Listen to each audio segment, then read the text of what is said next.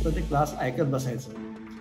6 महिने जरी झाले तरी मला त्यातलं ABCD काही कळालं नाही. अशा सिच्युएशनमध्ये मी फक्त बसून होतो. माझी एकच इच्छा होती की मला इथून MA इकॉनॉमिक्सची डिग्री घ्यायची म्हणजे घ्यायची, पण ती कशी घ्यायची हा मार्ग काही मला सापडत नव्हता. आणि सप्लिमेंटवर सप्लिमेंट घ्यायच्या. बाकीचे माझे जे मित्र होते ते त्यांना माहीत होतं की ह्याला काही येत नाही आहे, ते सुद्धा माझ्याकडे बघायचे आश्चर्याने की हे करतोय काय. पुढच्या मेन्सच्या एक्झॅक्टली 2 महिने अगोदर त्यांनी मला कॉलेजमधून यू हॅव बीन टर्मिनेटेड म्हणून मला नोकरीतून काढून टाकलं. डोंट टेक इट दॅट की everything will very smooth. Red carpet will be there and you be walking like king or queen. So you have to fight for each and everything. जर तुमच्या मनामध्ये ती जर बर्निंग डिझायर असेल तरच तुम्ही इथपर्यंत पोहोचता. कौन कहता है आसमान में सुराग नहीं होता, एक तबीयत से पत्थर तो उछालो यारो, या उक्तीप्रमाणे नथिंग इज इम्पॉसिबल. 1000 लोकसंख्या असलेलं खेडेगाव, नागझरी, तालुका अहमदपूर, जिल्हा लातूर. जिल्हा परिषदेच्या शाळेत शिक्षण पूर्ण घेऊन तालुका लेवलला ग्रॅज्युएशन पूर्ण करून आर्ट्समध्ये मुंबईसारख्या ठिकाणी मुंबई विद्यापीठामध्ये मास्टर्स इन इकॉनॉमिक्स याची पदवी घेण्यासाठी पोचलो. आणि जिथे सुरुवातीला मराठी मीडियममधून इंग्लिश मीडियममध्ये आल्यानंतर काहीही 6 महिने न कळणारा विद्यार्थी मुंबई विद्यापीठामधून गोल्ड मेडल घेऊन उत्तीर्ण होतो. आणि त्याच आधारावरती पुढच्या तयारीला लागून काही दिवसामध्ये IPS या पदापर्यंत पोचणारा मी एक आपला सामान्य विद्यार्थी. नमस्कार, मी मंच किप्पर. सध्या पिंपरी चिंचवड येथे DCP या पदावरती कार्यरत आहे. आपल्यासमोर इथे उभा आहे याच कारणासाठी की ध्येय जर तुम्ही उच्च ठेवले तर ते गाठणं कोणाला असंभव नाही. जे म्हणतात नथिंग इज इम्पॉसिबल, ते अगदी खरं आहे. इम्पॉसिबल शब्दसुद्धा आय एम पॉसिबल पासून सुरुवात होते. तो शब्दसुद्धा म्हणतो की मी शक्य आहे, तुम्ही फक्त प्रयत्न करा. मी आज ज्या ठिकाणी उभा आहे त्याच्या पाठीमागे जर वळून बघितलं तर मी एक जिल्हा परिषदमध्ये शिकणारा विद्यार्थी, जिथे 1000 लोकवस्तीचं खेडेगाव, नागझरी, तालुका अहमदपूर, जिल्हा लातूर. आई वडील, पूर्ण शेतकरी कुटुंब. शिक्षणाचं जर बॅकग्राऊंड म्हणाल तर मी माझ्या पूर्ण कुटुंबातच नाही तर पूर्ण खानदानामधला मी पहिला ग्रॅज्युएट, तो सुद्धा आर्ट्स ग्रॅज्युएट. आणि त्यानंतर जो प्रवास चालू झाला तो एका वेगळ्या टर्निंग पॉईंटवर घेऊन गेला.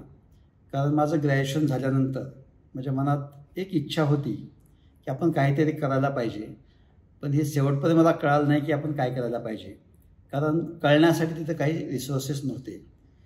अहमदपूरसारख्या ठिकाणी ग्रॅज्युएशन झाल्यानंतर आर्ट्स ग्रॅज्युएशनला पुढचा स्कोप म्हणजे एखादं BEd करणं आणि शिक्षकाची नोकरी पर्यंत पोहोचणं हेच अंतिम ध्येय असायचं. पण मला त्यामध्ये समाधान नव्हतं. म्हणून मी काहीतरी करावं असं माझी इच्छा होती, पण पुढं मार्ग सापडत नव्हता. परंतु माझे काही हितचिंतक प्राध्यापक, त्यांना माझ्या टॅलेंटची किंमत होती. त्यांनी मला सजेस्ट केलं की तुझा जो हा अर्थशास्त्र विषय आहे, तू जर त्याला इंग्लिश मीडियममधून जर त्याचं पुढचं शिक्षण घेतलास तर त्याला पुढं प्रचंड स्कोप आहे. जेणेकरून तू कॉर्पोरेट सेक्टरमध्ये ॲडवायझर म्हणून जाऊ शकतो. गव्हर्नमेंटमध्ये आर्थिक धोरणावरती आपल्या पॉलिसीमध्ये आपण त्यावरती जाऊ शकतो. या कारणामुळं, त्यांच्या या मोटिवेशनमुळं माझी इच्छा होती की अर्थशास्त्र इंग्लिश मीडियममधून कसं करायचं. मी औरंगाबाद विद्यापीठ बघितलं, पुणे विद्यापीठ बघितलं, पण माझं समाधान झालं नाही. आणि मग मी मुंबई विद्यापीठाचा मार्ग पकडला. आणि मुंबई विद्यापीठामध्ये मला एक्सपेक्टेशनप्रमाणे तिथे तो मार्ग सापडला. जेणेकरून मी जेव्हा गेटवरून एंट्री करत होतो तिथूनच मला तिथले जे वॉचमॅन असतात त्यांनीच माझं इंट्रोडक्शन घ्यायला इंग्लिशमधून चालू केलं. Where are you from, where do want to go, why are coming here. तसं मला काही इंग्लिशचं उत्तर द्यायला काही इंग्लिश जमत नव्हतं. मी त्यांना स्माईल दिलं. त्यांना कळालं की याची लँग्वेज एकदम परफेक्ट आहे. त्यांनी मला आतमध्ये सोडलं, पुढचा काही प्रश्न न विचारता. त्यांना कळायला काही इंग्लिश येत नाही. तसा मी पुढे गेलो आणि अर्थशास्त्र डिपार्टमेंट 3ऱ्या माळ्यावरती होतं. मी 2 माळे चालून वर गेलो आणि माझा अगदी जीव भरून आला, कारण तिथे काही नेमप्लेट्स होत्या नावाच्या प्राध्यापकांच्या. DT लाकडावाला, MN Dantwala, doctor Mungekar, doctor MJ राव, हे एक वेल नोन अर्थशास्त्रज्ञ जे की मी ग्रॅज्युएशनपर्यंत मी त्यांचा अभ्यास केला होता, ज्यांच्या पॉवर्टी लाईनच्या डेफिनेशन असतील, DT लाकडावालांच्या, गरिबीची त्यांनी व्याख्या केलेली होती. असे हे वेल नोन लोक मी पुस्तकात वाचलेले आणि त्यांच्या चेअर्स तिथे होत्या. हे बघून माझं मन खूप भारावून आलं आणि मला तिथेच खरं एक मोठं मोटिवेशन भेटलं की आपण इथं काय ते करायला पाहिजे. पण खरी अडचण तर पुढे चालू झाली. जेव्हा मी क्लासमध्ये जाऊन बसलो त्यावेळेस ते मुंबई विद्यापीठ नव्हतं, तर ते एक बॉम्बे स्कूल ऑफ इकॉनॉमिक्स होतं. ज्या बॉम्बे स्कूल ऑफ इकॉनॉमिक्समध्ये भारताच्या अर्थव्यवस्थेला दिशा देण्याचं कार्य त्यांनी केलेलं होतं. मोठे मोठे अर्थशास्त्रज्ञ होऊन गेले होते. आणि त्या विद्यापीठातल्या अर्थशास्त्राच्या विभागामध्ये मी जेव्हा क्लासमध्ये बसलो त्यावेळेस त्यांनी अर्थशास्त्र कमी आणि मॅथमॅटिक्स जास्त वापरायला चालू केली, आणि ते सुद्धा इंग्लिशमध्ये. ज्याचा आपला काडीचाही लवलेसने स्वतःचं इंट्रोडक्शन इंग्लिशमध्ये कसं करायचं, we never been introduce for such kind of things. त्या अशा सिच्युएशनमध्ये मी फक्त बसून होतो. माझी एकच इच्छा होती की मला इथून MA इकॉनॉमिक्सची डिग्री घ्यायची म्हणजे घ्यायची, पण ती कशी घ्यायची हा मार्ग काही मला सापडत नव्हता. पण त्यामुळं silence is the best policy म्हटलं असं की मी फक्त मनाला सांगितलं की तू शांत हो, ऑल इज वेल, आणि मी फक्त ते क्लास ऐकत बसायचं. 6 महिने जरी झाले तरी मला त्यातलं ABCD काही कळालं नाही. त्यावेळेस मी सुट्ट्यामध्ये वापस गेलो. आमच्या प्राध्यापकांना सांगितली माझी सिच्युएशन. त्यांनी सांगितलं तू तर इथला अहमदपूरचा विद्यापीठातला, नांदेड विद्यापीठातला एक टॉपर विद्यार्थी, तुला अशी अडचण यायला नाही पाहिजे. नेमकी काय अडचण काय आहे? मी त्यांना सांगितलं सर, त्यांचे जे इक्वेशन असतात, मॅथमॅटिकल इक्वेशन असतात, ते इनपुट आणि आउटपुट, इनपुट आणि आउटपुट याच्यात सुरुवात होतात आणि त्याच्यावर संपतात, पण मला ते काय कळत नाही. ते म्हणजे अरे वेड्या, हे इनपुट आउटपुट म्हणजे आपण जे BAला शिकलेलं आदान प्रदान, त्या 2 शब्दामुळं आदान आणि प्रदान त्यालाच इनपुट आणि आउटपुट म्हणतात इकॉनॉमिक्समध्ये. याच्यावर मला पूर्ण 6 महिन्यामध्ये त्यांनी काय शिकवलं हे पूर्ण क्लिक झालं आणि मला वाटायला लागलं की मला हे सगळं कळतंय. तर बरंही लँग्वेजचा ऑब्स्टॅकल होता. मी मुंबई दिवाळीनंतर गेलो, सर्व नोट्स काढल्या, सिनियर्सकडून नोट्स घेतल्या आणि मी क्लासमध्ये जाणं बंद केलं आणि मी स्टडी रूम पकडली. सकाळी 6 ते रात्री 12 पर्यंत मी फक्त स्टडी रूममध्ये बसायचं आणि त्या दिलेल्या नोट्स वाचायच्या. मग हळूहळू थोडं कुठंतरी आपल्याला लक्षात यायला लागतं की हे काहीतरी आपलं जमण्यासारखं आहे. 6 महिन्यानंतर पुढच्या 4 महिन्यानंतर एक्झाम द्यायची होती. मी एक्झाम द्यायला गेलो. ऑब्व्हियसली इंग्लिशमध्ये लिहायचं होतं, मॅथमॅटिकल इकॉनॉमिक्स होतं आणि आपल्याला त्यात एक्झाम द्यायची होती. पण मी मनाशी एक पण घट्ट केला होता की आपण हार नाही मानायची. मी पहिल्या मिनिटापासून शेवटच्या मिनिटापर्यंत मी तिथे पेपर घेत बसायचं. काय लिहायचं मलाही कळत नव्हतं, ते बरोबर होतं का चुकीचं होतं हे माहीत नव्हतं. पण मन लावून मी मात्र 3 तास पेपर लिहायचे आणि सप्लिमेंटवर सप्लिमेंट घ्यायच्या. बाकीचे माझे जे मित्र होते ते त्यांना माहीत होतं की ह्याला काही येत नाही आहे, ते सुद्धा माझ्याकडे बघायचे आश्चर्याने की हे करतोय काय.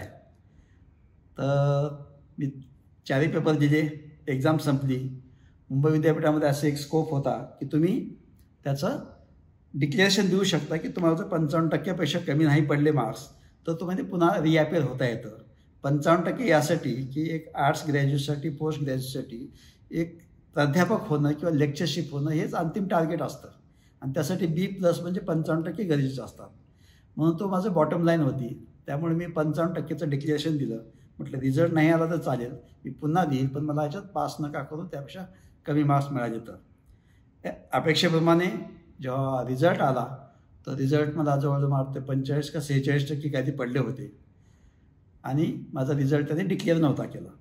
But I was too happy. 45% Mumbai विद्यापीठात येऊन इंग्लिश मिडियममध्ये लिहून येतात याचाच मला प्रचंड आनंद होता आणि मी जोमाने पुढच्या परीक्षेसाठी त्या दिवशीपासून तयारीला लागलो. जसे मी तयारीला लागलो तर तयारी करत ऑक्टोबरमध्ये एक्झाम होती आणि त्या ऑक्टोबरमध्ये एक्झाममध्ये मी पूर्ण तयारी करून ती एक्झाम दिली. आय वॉज टू कॉन्फिडंट की मला यात नक्कीच मला अपेक्षित पर्सेंटेज पडतील आणि रिझल्टमध्ये मला 56% मार्क्स भेटले आणि तिथेच माझा कॉन्फिडन्स बुस्टअप झाला. 55% जास्त मार्क मिळाले होते. आता नंतरचं होतं सेकंड इयर, ऑक्टोबरपासून मेपर्यंत, म्हणजे हार्डली तुमच्याकडं 5-7 महिने बाकी होते. क्लासही अटेंड केलेले नव्हते. नेहमीच्याच पद्धतीने मी पूर्ण नोट्स गोळा केल्या, प्राध्यापकांना भेटलो, त्यांना माझं अचिव्हमेंट सांगितली. ते सुद्धा खुश झाले. त्यांना अपेक्षा नव्हती माझ्याकडून अशा, पण त्यांना वाटलं हा काहीतरी करेल. मी पुढचे 6 महिने पूर्ण त्याचा अभ्यास केला, पूर्ण नोट्स अभ्यास केला. आणि ज्यावेळेस एक्झाम दिली त्यावेळेस माझं टार्गेट होतं की ॲटलिस्ट फर्स्ट क्लास तरी मिळावा. पण 56% आणि दुसऱ्या वर्षाचे 64% असे मला मिळणं अपेक्षित होतं. 56% to 64%चा प्रवास प्रचंड कठीण होता. तरी पण मी डगमगलो नाही आणि मी पूर्ण ताकदीनिशी अभ्यासाला लागलो. आणि सुदैवानं जेव्हा माझा पार्ट 2चा रिझल्ट आला त्यावेळेस मला 62% पडले होते. आणि विद्यापीठाने ते 62% हे 56% हे 59% झाले ॲव्हरेज. आणि 1% त्यांनी ग्रेस देऊन मी ग्रेस घेऊन फर्स्ट क्लास पास झालो. याचं मला प्रचंड आनंद झाला. आणि त्या आनंदामध्ये जसं आपण दुधात साखर म्हणतो, माझा एक इंडस्ट्रियल इकॉनॉमिक्स म्हणून सब्जेक्ट होता. त्या एका विषयामध्ये मला विद्यापीठाचं गोल्ड मेडलसुद्धा भेटलं. तर हा द्विगुणित करणारा आनंद होता. कारण मला जो फर्स्ट क्लास मिळाला, आमच्याकडे 240 विद्यार्थी होते माझ्या बॅचमध्ये.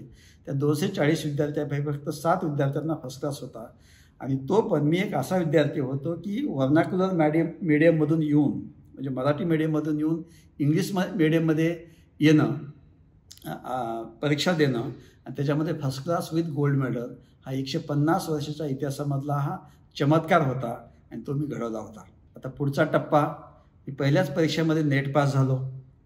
MA झालं माझं, नेट पास झालं. त्यामुळे माझं प्राध्यापकीचं जे स्वप्न आहे ते पूर्ण झालं. मी ते स्वप्न पूर्ण झालं असं समजून मी कॉलेजेसला ॲप्लिकेशन करायला चालू केलं. विदाऊट ॲप्लिकेशन मला काही कॉलेजेसनी माझं पर्सेंटेज बघून त्यांनी मला बोलवून घेतलं आणि मी लेक्चर म्हणून कॉलेजमध्ये जॉईन झालो. लेक्चर म्हणून कॉलेजमध्ये जॉईन झाल्यानंतर मुंबईमध्ये एक माझ्यासाठी पॉझिटिव्ह गोष्ट अशी होती की तिथे फक्त सकाळचे कॉलेजेस असतात, सकाळी 7 ते 10, आणि नंतर फ्री वेळ असतो. ह्या 7 ते 10 नंतर पुन्हा काय करायचं, कारण मी एकटा होतो, राहतही एकटा होतो, फॅमिली कोणी सोबत नव्हती. मग पुढच्या वेळामध्ये जे विद्यापीठामध्ये मला जे धडे भेटले, जे मित्र भेटले, त्यांचं मोटिवेशन म्हणून मी UPSCकडे वळलो. कारण मी हॉस्टेलला राहत असताना विद्यापीठामध्ये आमच्याकडे आपल्या महाराष्ट्रामध्ये जे अधिकारी आहेत, विश्वास नांगरे पाटील सर, माझे मित्र आता कर्नाटकमध्ये आहेत, हेमा निंबाळकर सर, एक उत्तराखंडमध्ये IAS मित्र आहेत दिलीप जावडेकर, हे आमच्या हॉस्टेलमध्ये राहायचे आणि त्यावेळेस UPSC करायचे. पण त्यांच्यासोबत माझं जरी इच्छा असेल तर मी UPSC करायची माझी तयारी नव्हती. कारण मला माझं फोकस क्लिअर होतं की पहिलं आपल्याला लाईफमध्ये स्टँड व्हायचं आहे आणि त्यामध्ये MA करणं गरजेचं होतं. म्हणून मी तेव्हा UPSC नाही केली. त्यामुळे ती माझी अनफुलफिल्ड जी डिझायर आहे ती मी लेक्चरशिप झाल्यानंतर मी परस्यू करायला चालू केली. आणि त्यानंतर जसं मी कॉलेज जॉईन केलं तसा मी अभ्यास UPSCचा चालू केला. आणि पहिल्याच वर्षी जॉईन झाल्यानंतर पहिल्या वर्षी मी तयारी केली आणि त्या वर्षी मला यश नाही भेटलं. पण दुसऱ्या वर्षी माझी प्रिलियम अनएक्सपेक्टेडली क्लिअर झाली. कारण UPSC करताना जे आम्हाला सांगायचे की 3-4 वर्ष अभ्यास लागतो, फुल टाईम अभ्यास लागतो आणि मग कुठे तुम्ही एखाद्या वेळेस तुम्ही परीक्षा पास व्हाल. पण मी दुसऱ्याच वर्षी जॉब करत असतानासुद्धा UPSC पास झालो. हेच मला एक प्लिजंट सरप्राईज होतं. तरी पण त्याच्यानंतरचा जो मेन्सचा काळ आहे ते 70 दिवसामध्ये राहिलेली एक्झामची तयारी करणं थोडं कठीण होतं. तरी पण मी जोमाने तयारीला लागलो आणि इंटरव्ह्यूचा निसटता कॉल मी त्या मेन्समध्ये क्लिअर झालो. म्हणजे इंटरव्ह्यूसाठी जाण्यासाठी मी क्वालिफाय झालो नाही, पण माझ्यामध्ये तो कॉन्फिडन्स आला आणि त्या कॉन्फिडन्सच्या बेसिसवरती मी इमिडिएटली निर्णय घेतला की आपण इथं जॉब करत करत हे होणं शक्य नाही. मग मी दिल्लीला शिफ्ट झालो. तिथे जाऊन कोचिंग काही अटेंड केली आणि त्याच्यानंतर दिल्लीचं जो मला पूर्ण एन्व्हायरमेंट भेटलं, तिथं जो गायडन्स भेटलं आणि माझा जो हा आत्मविश्वास होता त्या भरोशावरती 2008 साली मी 231व्या रँकनी मी UPSC पास झालो आणि आज मी IPS ऑफिसर म्हणून आपल्यासमोर उभा आहे. पण यामध्ये आपल्याला सांगावशी अशी गोष्ट वाटते, सगळा जो प्रवास सांगितला तुम्हाला वाटलं असं हे खूप सरळ मार्गी आहे, पण हे एवढं शक्य सहजासहजी ते होत नसतं. जे आपण बघताय, मी जे कॉलेज सोडून मी दिल्लीला गेलो ते काही एवढे इझिली झालेलं नाही आहे. मी कॉलेजमध्ये रिक्वेस्ट केली की मला एक 6 महिन्याचा वेळ द्या, त्यानंतर मी मला अभ्यासासाठी दिल्लीला क्लासेस करायचे आहेत. आमचे प्रिन्सिपल तसे तयार नव्हते. मी आमच्या मॅनेजमेंटला भेटलो, तेही तयार नव्हते. तरी पण फायनली मी त्यांना अर्ज दिला रजेचा आणि मी गेलो. जसाही माझा अर्ज दिला, मी UPSCची तयारी करत होतो, तर दर महिन्याला कॉलेजमधून न चुकता मला नोटीस यायची की तुम्ही वापस हजर व्हा. दर दुसऱ्या महिन्यात नोटीस यायची. मी उत्तर द्यायचं की मला एक्स्ट्राऑर्डिनरी रजा मंजूर करावी, तुम्ही मला पगार नका देऊ पण माझी रजा मंजूर करा, मला 6 महिने लागणार आहेत. पण त्यांनी अजिबात ऐकलं नाही. त्यांनी पूर्ण रेकॉर्ड डेव्हलप केलं आणि जेव्हा मी 6 महिन्यानंतर वापस आलो मेन्स देऊन, त्यावेळेस त्यांनी व्यवस्थित डिपार्टमेंटल इन्क्वायरी चालू केली आणि पुढच्या मेन्सच्या एक्झॅक्टली 2 महिने अगोदर त्यांनी मला कॉलेजमधून यू हॅव बीन टर्मिनेटेड म्हणून मला नोकरीतून काढून टाकलं. अशा सिच्युएशनमध्ये अभ्यास करताना सुद्धा तुमचे लेटर होतेच, तो एक प्रेशर. आता तुमची प्रिलियम झालेली आहे, मेन्सचा तुम्हाला पुन्हा द्यायची आहे. ह्या वेळेससुद्धा तुम्हाला जर जॉबहून काढलेला असेल, परमनंट जॉब, क्लास 1चा जॉब, आणि तुम्हाला आता यू आर नो मोर, पण अशा वेळेला खरी तुमची परीक्षा असते. इथे मी न डगमगता पुढचे 2 महिने मी विचारही केला नाही की मला जॉब होता का नाही. मी पूर्ण मन लावून त्याचा अभ्यास केला आणि ती मेन्स मी दिली आणि मेन्स दिल्यानंतर मग मी दुसऱ्या कॉलेजमध्ये जॉईन झालं. या कॉलेजमध्ये मी डुंकूनही पाहिलं नाही. तुम्हाला मी नको असेल तर नको असेल, पण माझं जे टार्गेट होतं ते क्लिअर होतं म्हणून मी ती मेन्स दिली, दुसरं कॉलेज जॉईन केलं आणि मेन्स दिल्यानंतर माझा इंटरव्ह्यूचा रिझल्ट आला. इंटरव्ह्यूसाठी कॉल आला. त्याच्यानंतर मी इंटरव्ह्यू दिला आणि त्याच इंटरव्ह्यू माझं फायनल सिलेक्शन झालं. त्यामुळं you don't take it that की everything will be very smooth, red carpet will be there and you will be walking like a king or queen. So you have to fight for each and everything. तो जर तुमच्या मनामध्ये ती जर burning Dzire असेल तरच तुम्ही इथपर्यंत पोहोचता. आणि आज मी तुमच्यासमोर या सगळ्या स्ट्रगलनंतर मी ते आपल्यासमोर उभा आहे. And it is possible for everyone, nothing is impossible. हा व्हिडिओ आपल्याला कसा वाटला हे आम्हाला कमेंट सेक्शनमध्ये कळवा आणि आपल्या मित्रांसोबत शेअर करायला विसरू नका.